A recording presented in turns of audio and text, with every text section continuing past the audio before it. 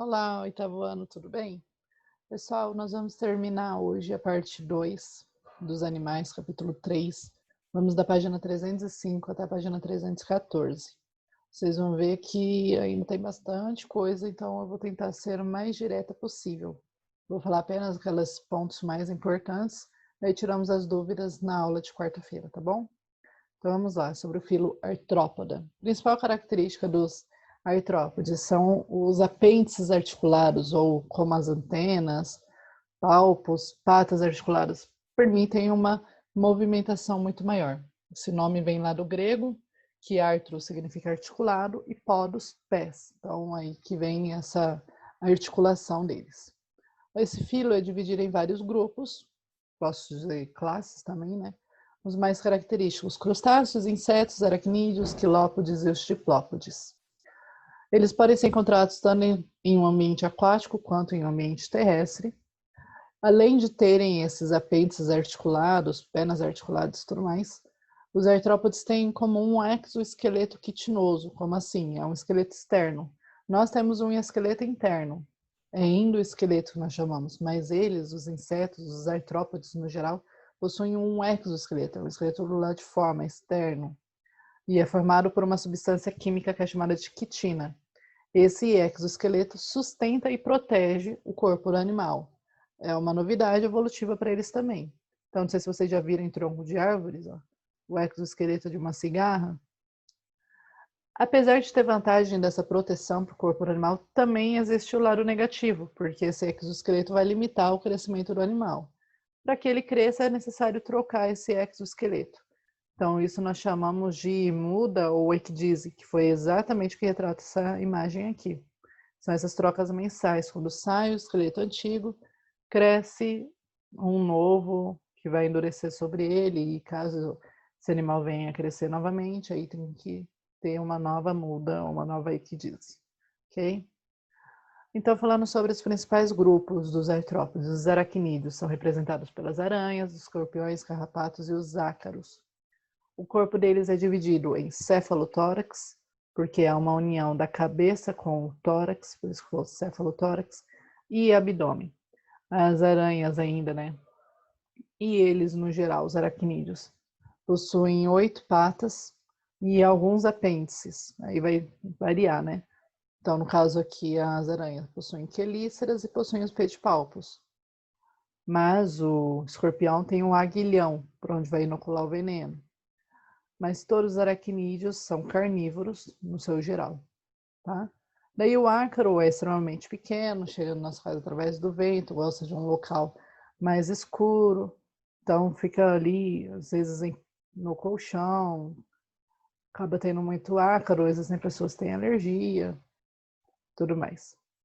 Temos os quilópodes e os diplópodes. Eles têm a característica de ter um corpo alongado e todo segmentado, porém não pode confundir com o anelídeo, porque anelídeo não tem essa articulação, tem essas patinhas articuladas. E também não vai ter essa característica que os quilópodes possuem, como um exemplo a lacraia, né? Então, quais são os quilópodes? Eles têm um par de patas por segmento e estruturas para inoculação de veneno. E os diplópodes, ele é representado por aquele piolho de cobra, que geralmente a gente fala e encontra no banheiro, às vezes, daí dá uma batidinha, ele fica todo enroladinho. Ele tem 2 pares de patas por segmento e se alimentam de matéria em decomposição. Daí que vem, né, diplópodes, ou seja, 2 patas ali por segmento, 2 pares de pata. E temos os crustáceos também, né, aí está representado por lagosta, siri, caranguejo, camarão e o tatuzinho de jardim. A maioria dos crustáceos são aquáticos, vivem ali no fundo do mar ou no litoral. Mas o tatuzinho de jardim, que também tem o nome de tatu-bolinha, ele é o único ali representante terrestre. Esses animais têm respiração branquial e dependem do ambiente úmido para sobreviver. Nos crustáceos, a cabeça ela é unida ao tórax, daí aqui cefalotórax, tá? Formando uma única peça, que também é unida aqui no abdômen. Essas são as características gerais. Chegamos nos insetos, que são os únicos invertebrados com a capacidade de voar. O corpo deles é dividido em cabeça, tórax e abdômen. Na cabeça encontramos um par de antenas e peças bucais que são adaptadas aos diferentes processos usados na obtenção de alimento, como mastigar, sugar, lamber. Então é diferenciado. No abdômen ali estão alojados os órgãos responsáveis pelas diversas funções que são muito importantes para esses animais. Os insetos eles realizam reprodução sexuada, ou seja, tem o macho, tem a fêmea, troca de gametas, possui fecundação interna e o desenvolvimento vai variar conforme o tipo de inseto. Como que varia? O desenvolvimento, a parte de metamorfose. Os insetos podem ter 3 tipos de desenvolvimento. Pode ter o desenvolvimento tipo A, metábolo, que é sem transformação, já nasce ali parecido com um adulto. Hemimetábolo, que é uma transformação parcial, né? Muda pouca coisa. E o holometábolo, que é uma transformação muito grande, que é onde vai acontecer a metamorfose propriamente dita. Então, um exemplo de inseto ametábolo, conforme está aqui na imagem, é a traça de livro. Tá? Nesse tipo de desenvolvimento, sai do ovo um indivíduo que já é bem semelhante ao adulto, que apenas vai crescer ao longo do seu desenvolvimento. Um exemplo de hemimetábolo, aqui na imagem eu coloquei o gafanhoto, mas posso falar um exemplo também, a barata. Porque do ovo sai um inseto, um indivíduo ainda que é chamado de ninfa, que é semelhante ao adulto, só que ele não tem asas desenvolvidas. Então, quando já está no adulto, gafanhoto, barata tem asa, mas quando nasce na parte de ninfa ainda não tem. Então, é uma transformação parcial. Agora, um exemplo de holometábolo, borboleta ou a mosca doméstica, que no caso da borboleta tem a larva, e na mosca também vai ter, que sai do ovo e ela é totalmente diferente de um inseto adulto. Ela passa por um período se alimentando, crescendo, e depois vai ter as asas e tudo mais. Aí é a metamorfose que nós já conversamos sobre. Passamos dos artrópodes, vamos para os equinodermos. Esse nome aí, ele significa espinhos na pele. Fazem parte desse grupo as estrelas do mar, ouriços do mar, bolachas da praia, os lírios do mar e os pepinos do mar. Aqui, pepino do mar, lírio do mar, bem bonito, bolacha da praia. Temos aqui o crinoide, né? Também é um lírio. E a estrela do mar. Na verdade, os ofiuroides, mas nós vamos falar sobre isso, eu acredito. Os equinodermos todos são marinhos. Os equinodermos apresentam simetria radial, ou seja, o corpo ele pode ser dividido em 5 partes iguais, conforme está aqui nessa imagem, ao redor de um eixo central. Bem aqui. Esses animais eles apresentam uma grande capacidade de regeneração, ou seja, caso algum deles vá lá e perca parte do seu corpo, mas que contenha células desse eixo central, depois de algum tempo vai lá e volta a formar essa parte novamente, consegue se regenerar. Os equinodermos têm um esqueleto interno, que é chamado de endoesqueleto, ou seja, que já é mais uma novidade, porque lá nos artrópodes possuem um exoesqueleto, o esqueleto é externo. Agora os equinodermos já têm algo interno, porque essa carapaça deles que protege é uma camada fina de pele. Então já tem um endoesqueleto. E uma outra novidade é que eles também possuem uma estrutura anatômica exclusiva desse grupo, que é o sistema ambulacrário ou o sistema ambulacral. Tem participação na locomoção, no mecanismo de circulação, excreção e respiração dos equinodermos. A água do mar ela vai circular por esses canais aqui, conforme está na imagem, e funciona de modo semelhante ao sangue, que vai transportar as substâncias por todo o organismo. E essa água ela também é responsável pela movimentação dos pequenos pés ambulacrais.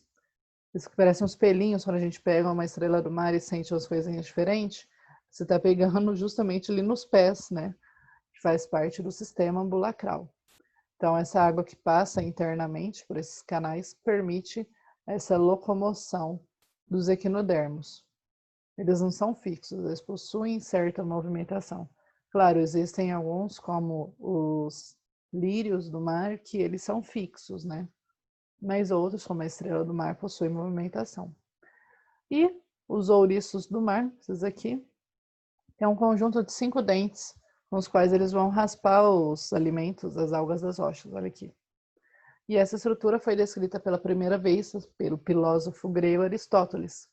Daí, como ficou ali, comparou a uma lanterna, e em razão disso, essa estrutura aqui é chamada de lanterna de Aristóteles. A maioria dos equinodermos têm um sexo separado, sua reprodução ela é sexuada. Nos períodos reprodutivos, machos e fêmeas lançam seus gametas na água e ocorre a fecundação externa, tá? No ambiente. Daí nós chegamos nos cordados. Esse filo são os animais que nós chamamos de vertebrados.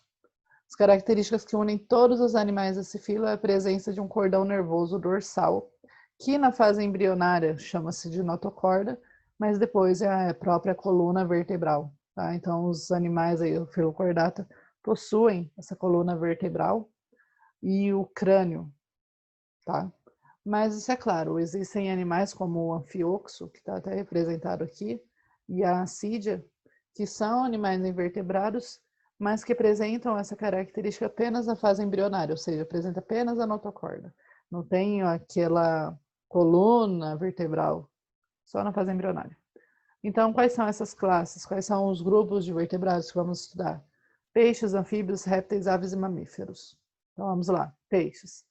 Exclusivamente aquáticos e têm nadadeiras para se locomover. A pele geralmente é coberta por escamas e os órgãos respiratórios são as brânquias e a função é retirar o oxigênio da água.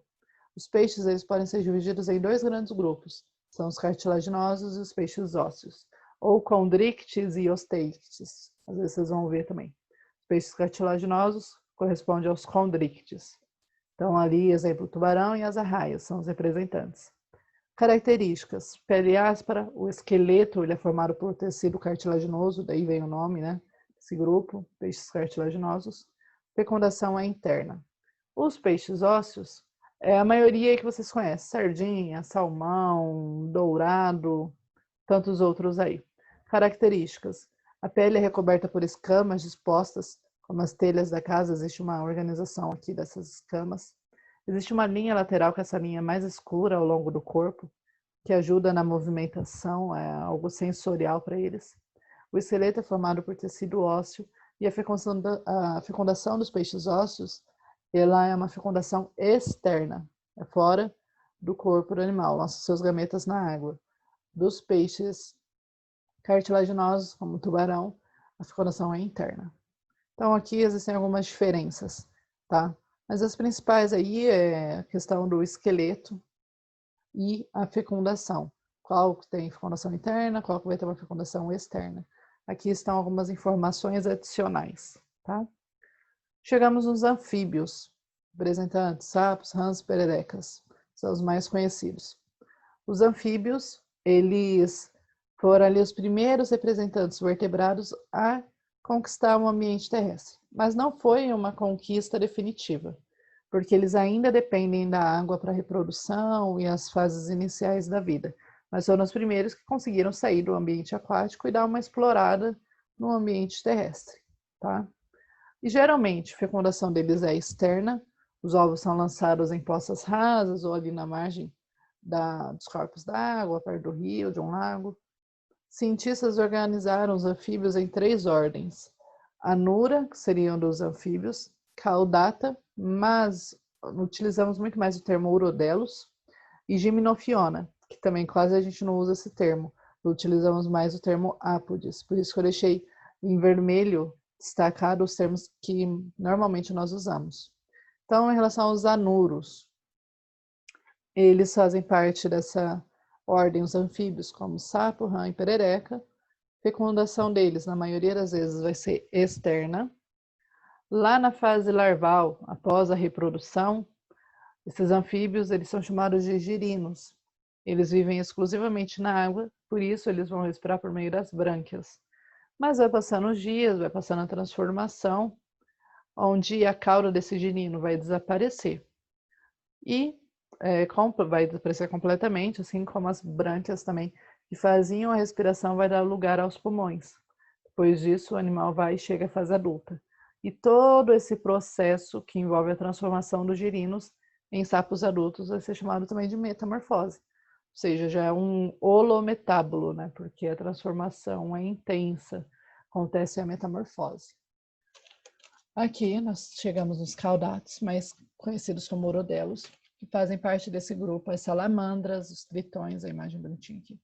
Esses animais possuem cauda e 4 pernas de igual tamanho, certo?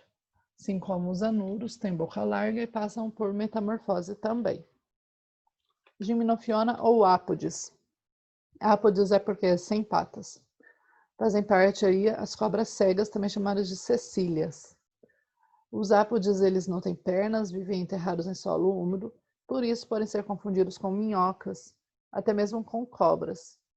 Mas as cobras cegas, elas não têm esqueleto, aí já foge a regra, né? Porque até então eles possuem um endoesqueleto.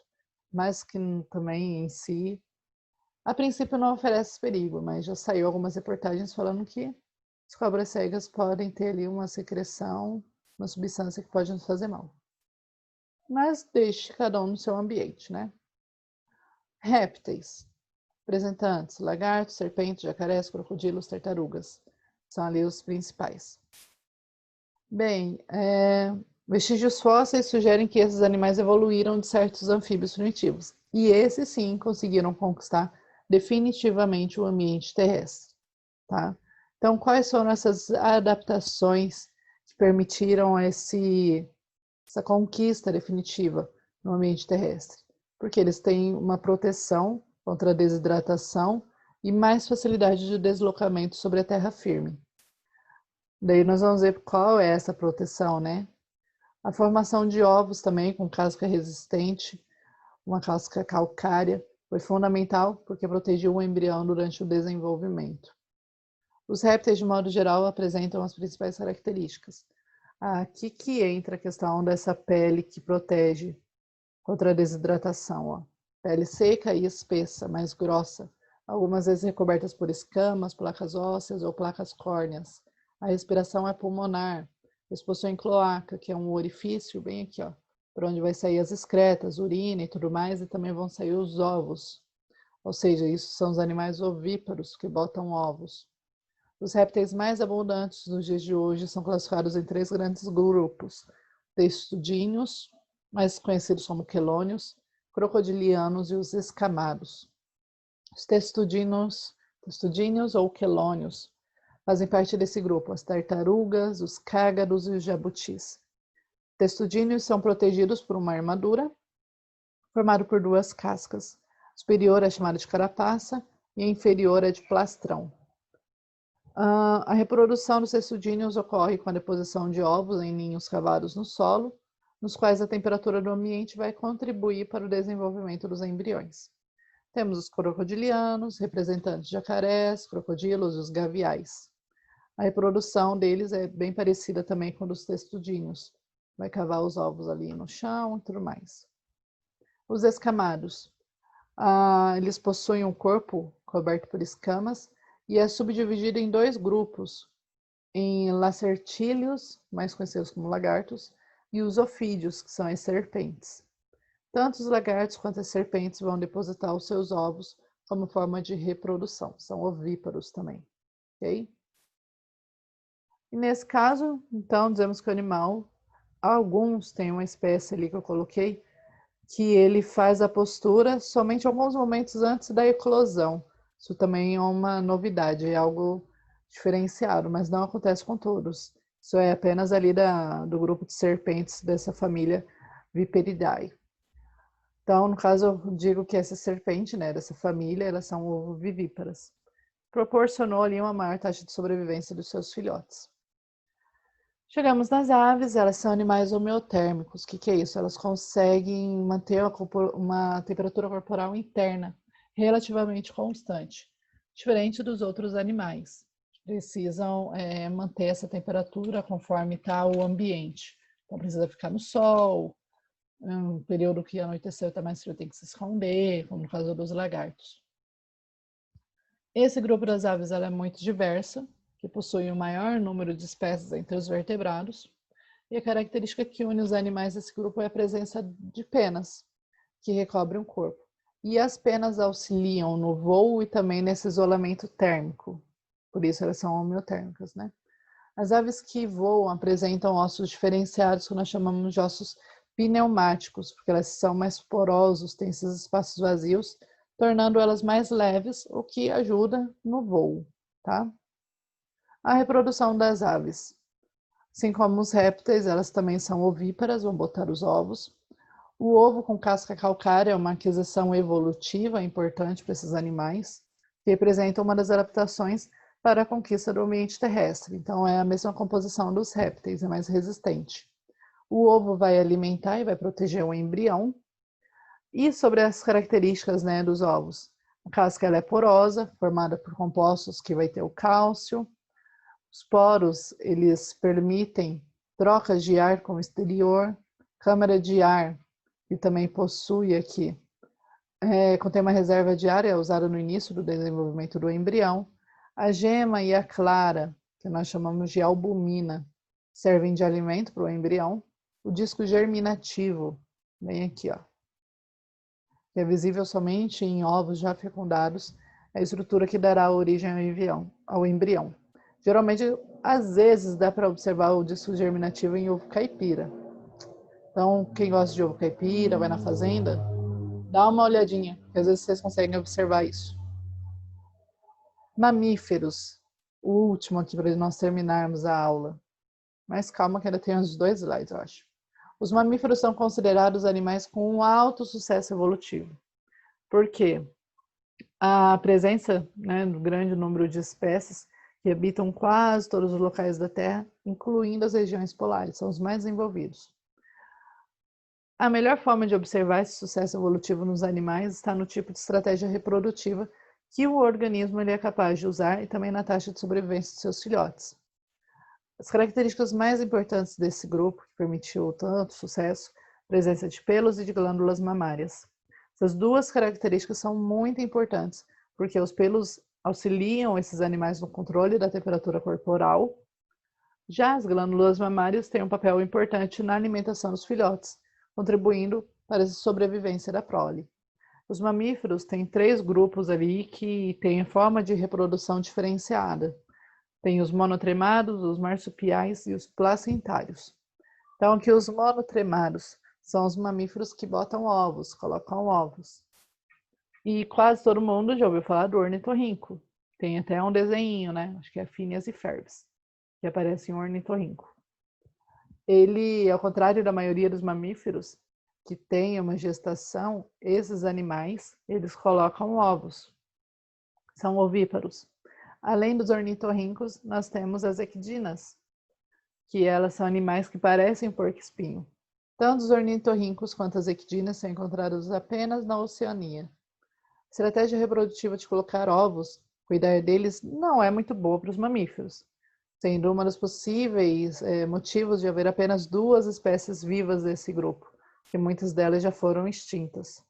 E a principal razão pelo baixo sucesso evolutivo dos monotremados está justamente na dificuldade de impedir que seus ovos sejam atacados por predadores e por isso poucos filhotes chegam à fase adulta. Então não é muito interessante, né? Por isso que existem poucos. Encontramos também os marsupiais, são mamíferos que têm uma gestação muito curta. Esses animais apresentam como característica marcante a presença de uma bolsa, que é chamada de marsúpio, como está aqui representado no canguru, bem bonitinho, marsúpio, onde é feito parte da gestação. Além do canguru, nós encontramos o gambá, coala e a cuíca. São animais encontrados nas Américas e também na Austrália. Os marsupiais têm uma gestação curta, são vivíparos, tá? O filhote nasce prematuro e já vai direto ali para o marsúpio da mãe. E por fim, temos os placentários. São mamíferos que possuem placenta. O grupo com maior sucesso evolutivo dos mamíferos são os placentários, porque esses organismos apresentam uma gestação mais longa, o que vai garantir que a maioria sobreviva, né, dos filhotes. Então, possibilitou que a prole tivesse uma taxa elevada de sobrevivência, e esses animais são chamados de placentários, porque durante a gestação ficam envolvidos pela placenta da mãe. Uma estrutura importante no envio de nutrientes e também de oxigênio para o filhote. Como exemplo de placentários, tem o ser humano, nós, tem o cachorro, baleia, golfinho, morcego. Como são animais que têm gestação, eles são classificados como vivíparos, assim como os marsupiais. Não bota ovos, é ovo direto, porque vai ter a placenta ali, tá bom? E aqui acabamos. Daí nós vamos tirar as dúvidas na aula de quarta-feira, beleza? Então é isso aí, galera. Um beijo para vocês e até a próxima aula. Tchau, tchau.